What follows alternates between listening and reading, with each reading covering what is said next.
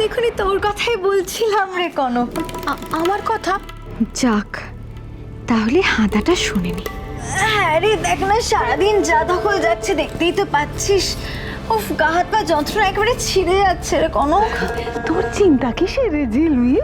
কনক থাকতে তোর চিন্তা কিসের? কনক কি দিদি ভাইয়ের কষ্ট দেখতে পারে? সেরকম হলে তো ও নিজেই তোর গা হাত পা টিপে দেবে। কি রে কনক, টিপে দিবি না? দিদি ভাইয়ের গা হাত পা ব্যথা হচ্ছে। আরে বাবা রে, একটু বাবা। দিদিভাই তুমি বললে না তো, কি রে? অলি কোথায় তুমি জানো? অলি কোথায় সেটা আমি কি করে জানবো বলতো কনক? ও ঘরেই আছে, দেখ না খুঁজে। না দিদিভাই ঘরে নেই, আমি অনেক খুঁজেছি। আমার তো মনে হচ্ছে ও বাড়িতেই নেই।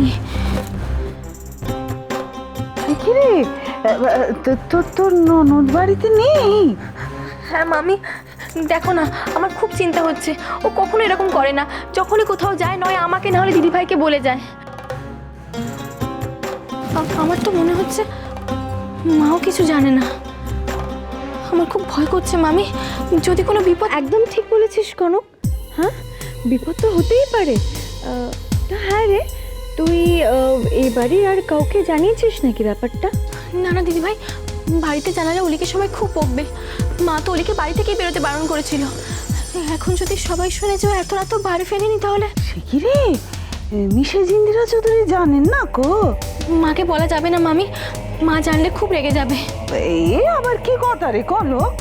মা রাগুক মারুক যা খুশি তাই করুক, কিন্তু মেয়ের যদি ভালো মন্দ কিছু হয়ে যায় তাইলে কি হবে? হ্যাঁ, তার দায়িত্ব কার থাকবে শুনি? আমরা যখন ব্যাপারটা জেনেছি তখন তো বাড়ির সকলকে জানানো আমাদের কর্তব্য। হ্যাঁ, একদম ঠিক বলেছো। আরে বাবা, ছোট মামাকে যাই বলুক না কেন, আমার ননদের প্রতি তো আমার একটা কর্তব্য আছে। কিন্তু দিদিভাই মাকে এখনই জানানোটা কি খুব দরকার? ও মা, এ আবার কি ধরনের কথা? দরকার নেই আবার? চলো তো মা, ওনাকে ডাকি। অন্যের মেয়ের বেলায় তো খুব তো শাসন করেছে, এবার দেখুক নিজের মেয়ের কীর্তিটা একবার। রাত গড়াতে চললো অথচ মেয়ে ফুর্তি করে বাড়ি ফিরলো না। চল তো ঝিল্লি, মেয়েকে নিয়ে গব্ব করে এবার ঘুঁচবে। না মামি, না মামি, যেও না মামি। বাড়িতে এমনি অশান্তির শেষ নেই, তার মধ্যে তোমরা এসব বলে মাকে আর কষ্ট দিও না। শোন শোন, এসব ম্যা ম্যা করে তো একেবারে তোর সোহাগ উতলে উঠছে দেখছি। উনি যে নিচে আমাকে এতগুলো কথা শোনালেন, তার জবাব দিতে হবে না? আর তাছাড়া আমি আবার কি জবাব দেব? যা দেওয়ার ওনার মেয়েই তো দিয়ে দিয়েছেন, একেবারে মুখে চুন কালি লেপে দিয়েছেন। আর তাছাড়া মা বলো, আমার ননদ তো মিসিং, খবরটা একটু দিতে হবে না? চলো যাই। হ্যাঁ চল চল, এর কথা শুনে আর লাভ নেই, চল।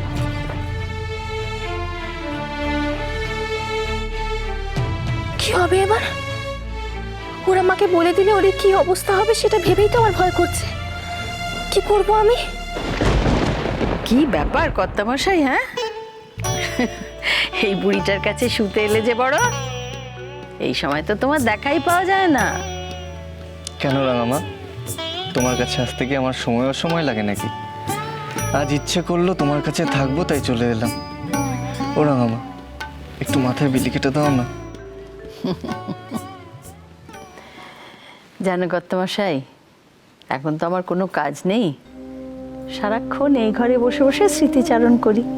তখন কত কথা মনে পড়ে, তোমার ছোটবেলার সব কথা মনে আছে আমার, জানো তো সব। তাই রাঙামা?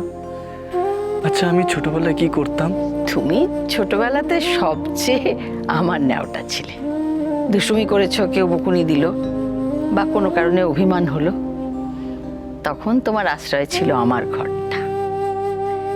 এসে তুমি হয় খাটের তলায়, নয় আলমারির পাশে, নয় তোমার দাদুর ওই আরাম কেদারাটায় গুটি সুটি মেরে বসে থাকতে। আর আর তারপর? তারপর আর কি, যতক্ষণ না আমি এইভাবে কোলে শুয়ে গল্প বলে আদর করে তোমার মান ভাঙাতাম, ততক্ষণ তুমি ওইরকম করেই বসে থাকতে। তুমি সব বোঝো না রাঙামা? সব বুঝি কিনা জানি না, তবে এইটুকু বুঝি যে আমার কর্তামশাই একেবারে পাল্টায়নি। আজও কোনো কারণে তার মন খারাপ হয়েছে। না রাঙামা, আমি একদম পাল্টে গেছি জানো। কোনটা ঠিক কোনটা ভুল কিচ্ছু বুঝি না। একদিকে ঝিলমিল আর একদিকে বাকি সবাই আমার ফ্যামিলি। কেন এরকম হলো রাঙামা? ঝিলমিলেরই তো উচিত সবাইকে একসাথে নিয়ে চলা, সবার সাথে থাকা। তাহলে ও কেন সবার সাথে মানিয়ে নিতে পারছে না? তা বললে কি হয়? সবাই কি করে একরকম হবে বলো? একটু বৈচিত্র্য থাকবে বই কি। প্রকৃতিতে বৈচিত্র্য থাকে না? হাতের 5টা আঙুল সমান হয় বলো? তাহলে পরিবারে সকলে একরকম কি করে হবে? কিন্তু কিন্তু আমি যে আর পারছি না রাঙামা।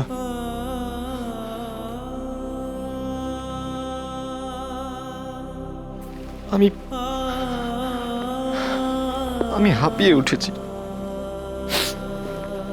সব দিক সামলাতে সামলাতে কোথায় যেন নিজেকে হারিয়ে ফেলেছি আমি। কর্তামশাই, সংসারটা বড় জটিল জায়গা। এখানে খুব হিসেব করে বুদ্ধি করে পা ফেলতে হয়। সবাই পারে না, আবার কেউ কেউ পারেও।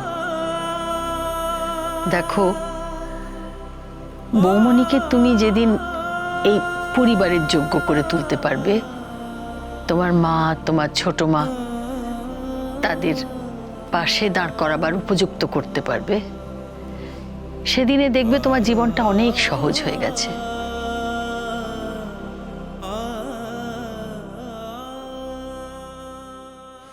রাঙামা, কি করলে সেটা হবে আমাকে বলো না। কোন কোন পথে চলতে হবে তার জন্য? সে পথটা তো তোমাকেই খুঁজে বার করতে হবে দাদু ভাই। তবে বৌমণি খুব বুদ্ধিমতী মেয়ে, আমার বিশ্বাস তুমি পারবে। একমাত্র তুমিই পারবে।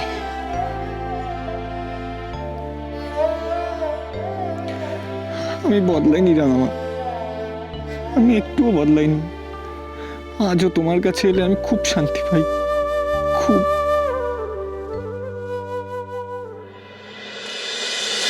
এ কি ঝিলমিল, তুমি এরকম হুড়মুড় করে সিঁড়ি দিয়ে নামছো কেন? আরে বাবা, শরীরের দিকে খেয়াল রাখবে তো। আমি তো তোমাদের খাবার জন্যই ডাকতে আসছিলাম। আর খাবার? আমার মেয়ের তো খাবার দাবার মাথায় উঠেছে বেয়ান। আপনারা সবাই ওকে যাই মনে করুন না কেন, ও তো এবারই লোকজনের জন্য চিন্তা করে সারা। হ্যাঁ রে ঝিলমিল, তুই কি বলবো বলে ইয়েছিলি? দেখ না বেয়ান জানেন কি না।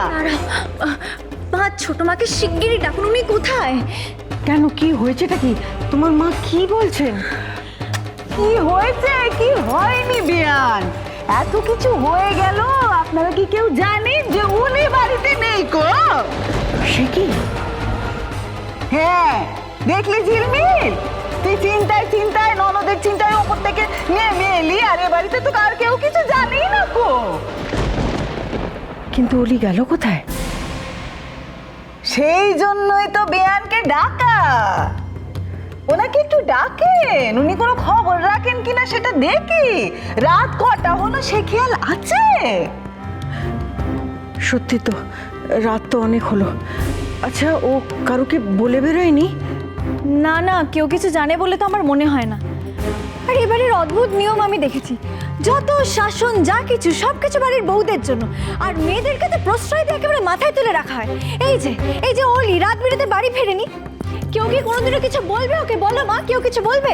ওমা, কি বলছিস কি?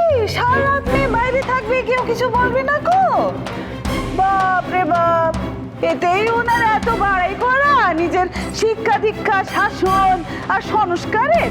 বাবা বলিহারি যাই। উফ, না না, ছোট হয়তো জানে না যে অলি বাড়িতে নেই। ও জানলে নিশ্চয়ই কিছু একটা। জানলেও উনি কিচ্ছু বলতেন না মা।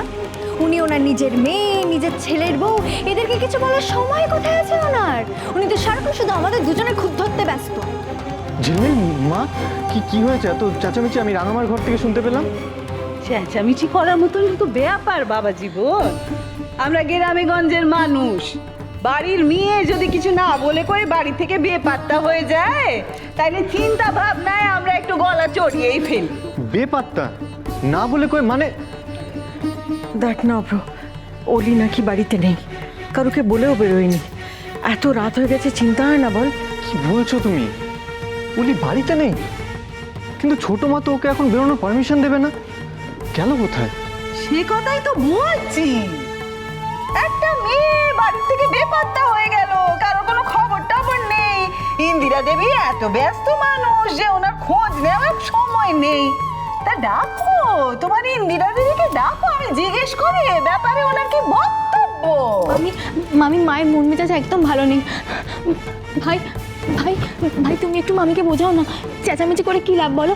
তার থেকে যদি আমরা নিজেরা খোঁজ করি, অলির কাছে তো ফোন আছে, একটা ফোন করলে হয় না? আর তুই ক্ষান্ত কেন? তোর মায়ের মন মেজাজ খারাপ থাকতে পারে, আর আমার মেয়ের বেলা, আমার মেয়ের যে এই অবস্থা, ওর শরীরের এই দশা, সে তো সবাই জানতো রে। তা তোর ছোট মা কি তাতে ছেড়ে দিল? সবার সামনে তো হেনস্থা করলো। আর আমার মেয়ে হচ্ছে সেরকম, ননদের চিন্তায় ফটফট করে সিঁড়ি বেয়ে নেবে এলেন এই অবস্থায়। তুমি এত ভেবো না ঝিলমিল, আমি জানি অলি তোমার নিজের বোনের মতন, কিন্তু ওর কথা ভেবে তুমি নিজের শরীরটাকে খারাপ করো না। তা বেয়ান ডাকেন, ওই বেয়ানকে ডাকেন, উনি হয়তো সবই জানেন, উলি কোথায়, কি কি বৃত্তান্ত।